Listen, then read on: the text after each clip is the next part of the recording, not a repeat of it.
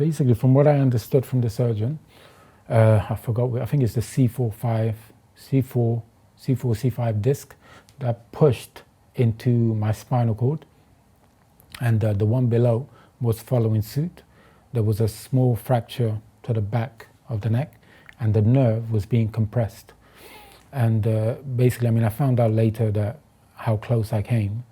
I actually posted a video on Instagram, but the surgeon spoke to me the other day, and he said that had it gone in a millimeter, 2 millimeters more, he said not only would you be in a wheelchair, but you'd be in a wheelchair without use of your arms. You know, so I paralyzed the rest of your life. Yeah, yeah. If it was 1 or 2 millimeters further in. He even said even if you had not come, you know, if you'd left it a little bit longer, because I left it quite long already. I left it 5 days. 5 days. Yeah, because I thought it was the shoulder, right. But I didn't suspect the neck at all. All right, so you're crushing your own nerves and your vertebrae and your spine, and that's why your arms are going numb. Yeah. But you keep going. Yeah, I mean, that happened 1.5 hours in. I carried on for 8 hours and 16 minutes after that. Okay. Yeah. Talk to me about the last bit. Did you know you were going to finish those last 2 miles, or was every step still a struggle? Or it was still a struggle. Had you switched in your mind and you're like, I'm finishing this no matter what? I think, I mean, I'm not going to lie, it became very, very hard. But once I remember there was a point where I got around the Old Street, and I was like, that's my bus stop. I was like, all right, I got this. You know, this is my area now. And I remember I was walking, literally a matter of yards now. And then out of nowhere, this guy comes running behind me, gets underneath the sleeper to try and help me to carry it, which I thought was beautiful. Just a random stranger. Just a random stranger. But there's so many random strangers. This is yeah, kind of crazy. And you had a great crew with you, 2 guys with you, right? Initially it was 2 guys. Well, also let's not forget the bagpipes dude. Yeah. And also there was a girl who met us halfway there, and she would help us. She was helping me as well. Okay, and these guys were really pushing you the whole way. Yeah. And it's all on Instagram Live, and they were really doing an amazing job. Yeah. So you finally finish. Yeah. You get to where the 7.2 mile mark where you started, you drop the sleeper. How do you feel?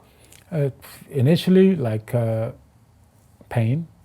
I mean, after the pain, I was just ecstatic, like just euphoric. I felt amazing.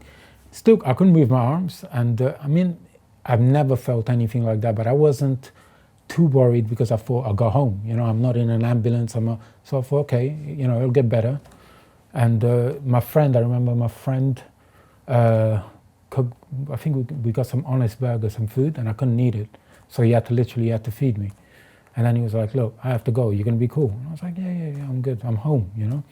And so he left, and I tried to lock the door, and I couldn't lock it. I literally had nothing in my hands. And so in the end, I tried for like 20 minutes. So in the end, I had to leave it. So I left my door open. I mean, it was shut, but if you just open the handle, you could come in.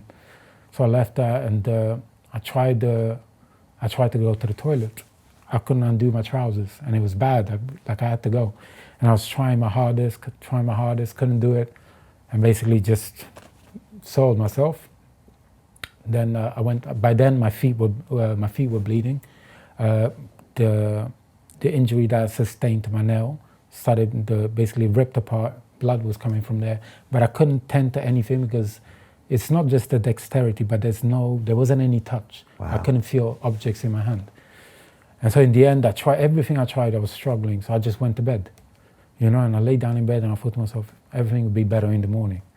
And so I fell asleep, woke up, and literally the bed was like covered in blood, urine. It was horrible smell. And and then I was like, okay, I thought, okay, this arms are still the same. But I thought, okay, you know, you carry that thing for a long time. It's going to take a few days.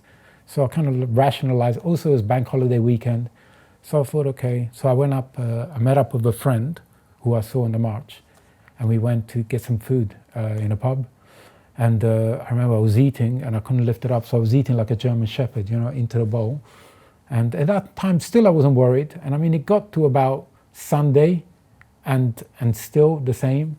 I thought, okay, if I'll see how I wake up on Monday, and then make a decision then. I woke up on Monday, and I thought to myself, like, my left arm was moving a little bit more. So I thought, okay, you know, maybe it's getting better. But then it got to Tuesday, and I was like, I went to my mum, and I said to her, look, I think I need to go to the GP. This is what's happened. And she looked at me, and she could see I couldn't move anything. And she's like, okay, forget that, you need to go A&E. So I went to A&E with my father, and literally they called us the next day, took an MRI. As soon as they saw the MRI results, they basically, 3 nurses came running to me, they strapped me, they put like a, what do they call it? Those like braces. A brace like to my neck neck. braces, yeah. Told me to lay down. And yeah, basically, I think an hour after, they put me on a spinal board, gone to an ambulance, driven to Queen's Square, the neurological hospital there. And yeah, within a couple of hours, the doctor came to see me, and he was like, yeah, we're operating tonight at midnight. And I was like, how? I was like, don't I get time to, get a second opinion, think about it? He said, look, because it's too late. Because right now, you need this operation. Because you've lost the luxury of being able to choose if you want to do it now or later. He said, I seriously suggest you do it. Or what? Because one thing I can guarantee you, you will not get better if you don't have this operation, but it could also get worse. And so at that time I was speaking with a couple of friends on WhatsApp, and there was one who's a physio, and he was like, whatever you do, don't get the fusion, I think they call it fusion of the bones. And so I asked the doctor what he was going to do, and he said that's exactly what he was going to do. And then I had my mom and my auntie there who don't speak English, and my mom is the worst person to have in a crisis. She panics. So I'm dealing with that, these people online. Then I'm, the doctor, I'm asking him, what are the risks? He says, well, one of the risks is that you can end up fully paralyzed. You might need a tracheotomy, to talk through there. So he's telling me all these things. I'm trying not to react because I don't want my mom to pick up on it, and then she's going to panic. So she's asking me in our language, what did he say? I thought, oh, Mom, don't worry. He said he's done 100 times, no risk. The only operation that has no risk. She didn't believe me, but I think she appreciated the effort. But yeah, in the end, I was like, okay. I told him do it. And I messaged my friend. And because the thing is, when I told him to do it, at that point, I thought to myself, okay, I'm the type of person, I always prepare for the worst. People mistake it for pessimism. It's not. I hope good things will happen, I hope. But really, I must prepare myself mentally for being paralyzed. That's what I thought to myself, okay, what happens? If I end up there, what am I going to do? What's the next part of my life? And so I just started to visualize it and be okay with the idea, and think, okay, I can do this. I can sort of try different things. Maybe Black Vikings can take a different direction. And so I started going through all these thoughts in my head. And for people that also don't understand, you're a serious martial artist. Like if you watch the old videos, and soon to be the new videos, you're doing some, crazy Greco-Roman wrestling. Well, I mean, it's stuff. I mean, it's very serious what you do, right? I mean, I did wrestling for a while. I don't think I was the best, but I liked it. I was passionate about it, and I mean, the thing is, when I was doing all of that, it was the same time that I was run over. So it was, I think, that also, I don't know, I don't think my body adjusted in the right way. So I think also when this happened, I was carrying a lot of the old trauma into this injury itself. Okay, so it's midnight, you're about to go into this surgery. What are you thinking when they give you that, when they try to go to knock you out and you're thinking, I might wake up paralyzed? Yeah. What are you thinking? Well, I remember prior to that, I sent a message to my friend, and I told him, whatever happens, I don't know what way I'm going to be, but carry on with Black Vikings, because there's 2 of us working at the moment. And then I went in, and I remember they were asking me questions while they're giving me the stuff to put me under. Didn't you text someone and say, sell all my stuff? Yes. Like, so you were basically saying goodbye. Yeah, I mean, the thing is, I don't think, I think my mind would have still been there, but I think you can't go through something like that and not alter your mind state. I don't know what kind of person I would have been. And let me ask you, right before you go into that surgery, are you ever thinking, why did I do the crucifixion? Everyone said that. Believe it or not, that was never a regret. Not when I was before the operation, not straight after when I woke up and it was my birthday, my 41 years on this earth in a hospital bed and unable to move my arms. Not when I was in the rehab, never once.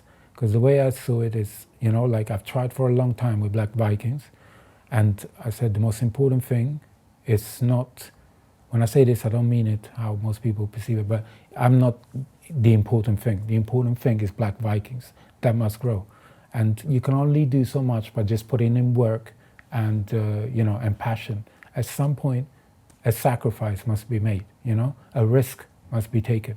Now, when I say a risk, just because it's a risk, it doesn't mean it just willy-nilly I went, picked up something and walked out. I've been preparing for the crucifixion for a very long time.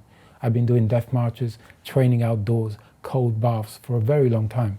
So although it was a risk, it was also a calculated risk, you know, but the whole point was to get Black Vikings to a point that had never been before.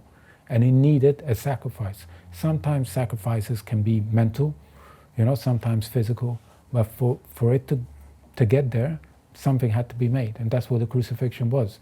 It raised money for Legion, but it also brought us together here. If it wasn't for the crucifixion, would I be here? You know, is the documentary Full Hole will be done soon. Another mental sacrifice. This time I had to sacrifice. I'm a very private person. I've always been.